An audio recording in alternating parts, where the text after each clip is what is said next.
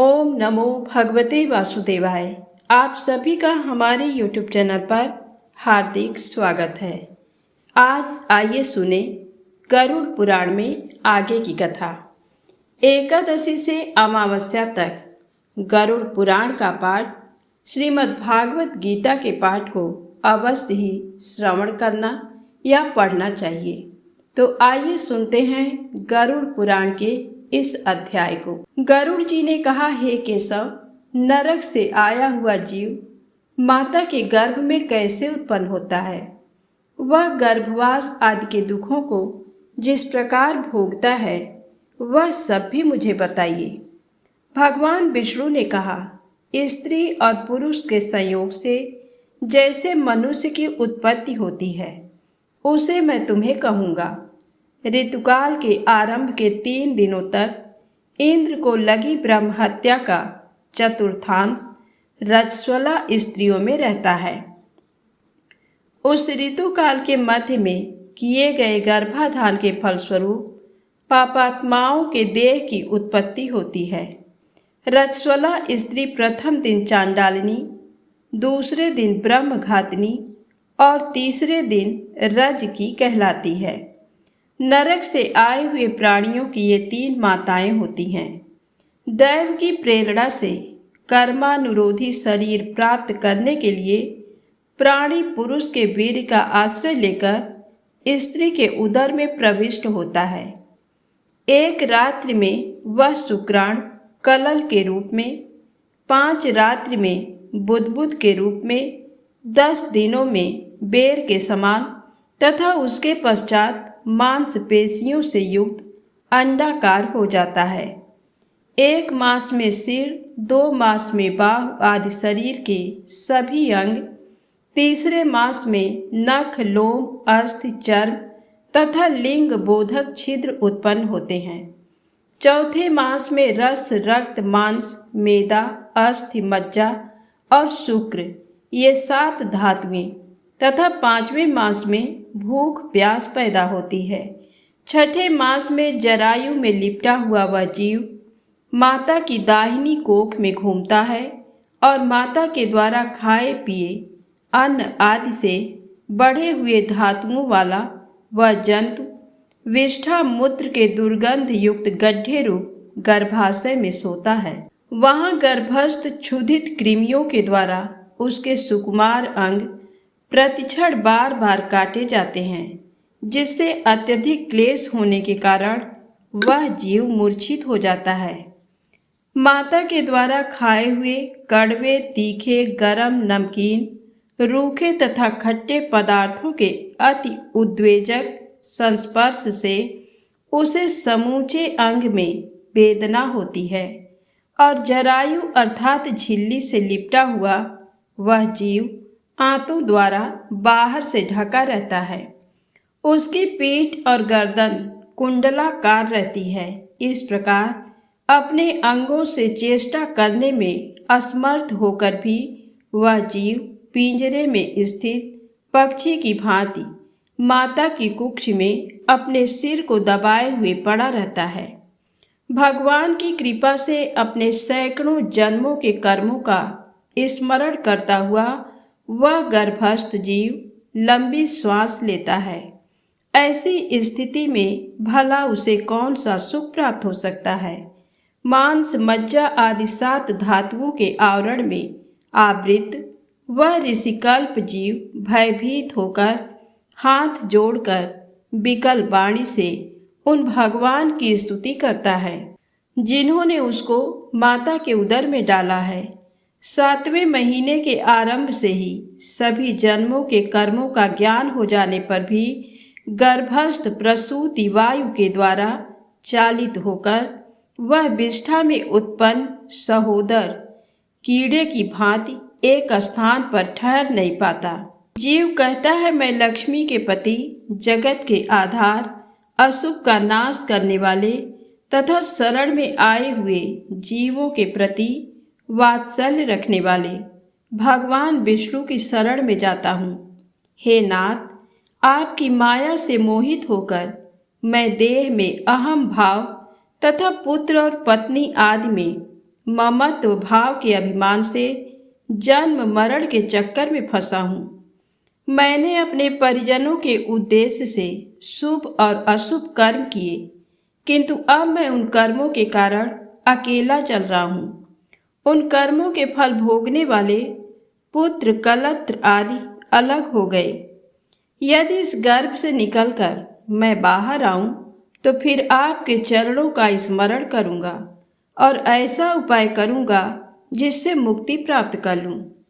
विष्ठा और मूत्र के कुएं में गिरा हुआ जठराग्नि से जलता हुआ एवं यहाँ से बाहर निकलने की इच्छा करता हुआ मैं कब बाहर निकल पाऊंगा?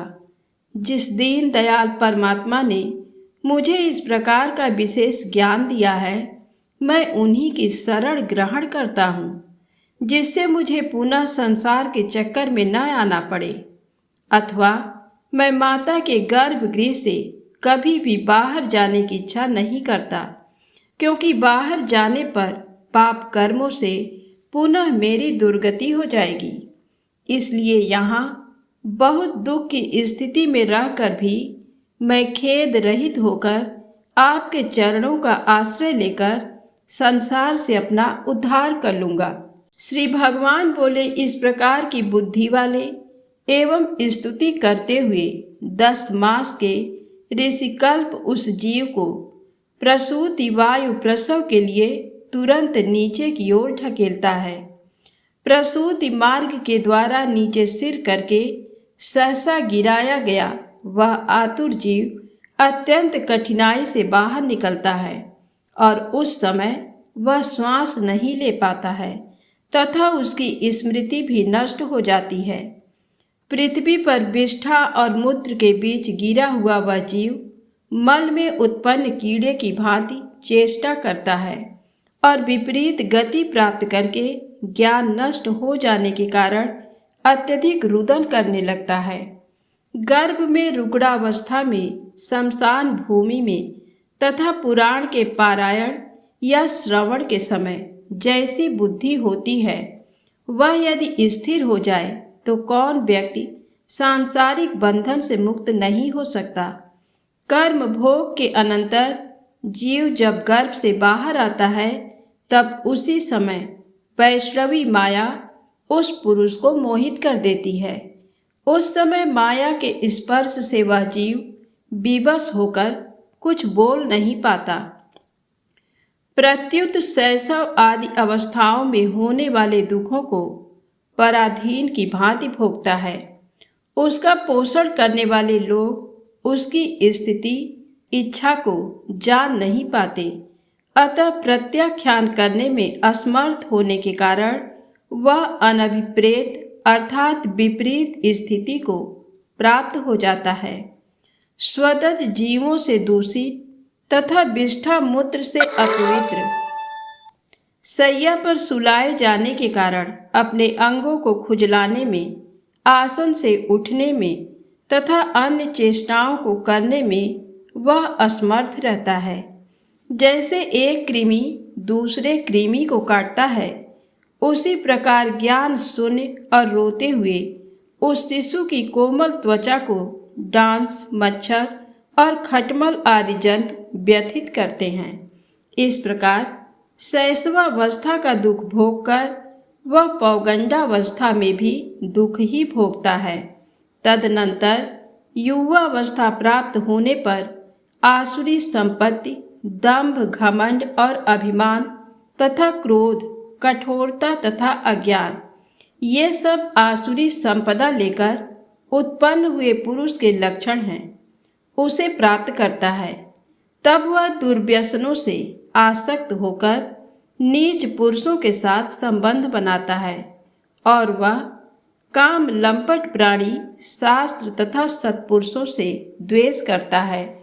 भगवान की माया रूपी स्त्री को देखकर वह अजितेंद्रीय पुरुष उसकी भाव भंगिमा से प्रलोभित होकर महामोह रूप अंधतम में उसी प्रकार गिर पड़ता है जिस प्रकार अग्नि में पतंगा, हिरण, हाथी, पतंगा, भौरा और मछली, ये पांचों क्रमशः शब्द, स्पर्श, रूप, गंध तथा रस इन 5 विषयों में एक एक में आसक्ति होने के कारण ही मारे जाते हैं।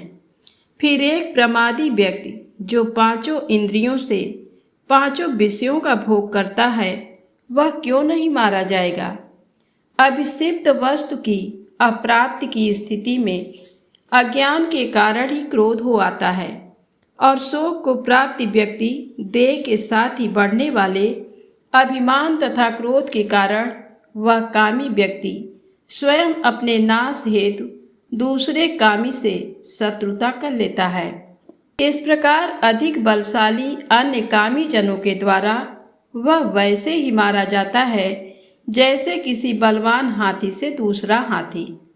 इस प्रकार जो मूर्ख अत्यंत दुर्लभ मानव जीवन को विषयासक्ति के कारण व्यर्थ में नष्ट कर लेता है, उससे बढ़कर पापी और कौन होगा? सैकड़ों योनियों को पार करके पृथ्वी पर दुर्लभ मानव योनि प्राप्त होती है। मानव शरीर प्राप्त होने पर भी द्विजत्व की प्राप्ति उससे भी अधिक दुर्लभ है। अति दुर्लभ द्विजत्व को प्राप्त कर जो व्यक्ति द्विजत्व की रक्षा के लिए अपेक्षित धर्म कर्मानुष्ठान नहीं करता, केवल इंद्रियों की तृप्ति में ही प्रयत्नशील रहता है, उसके हाथ में आया हुआ अमृत स्वरूप वह अवसर उसके प्रमाद से नष्ट हो जाता है।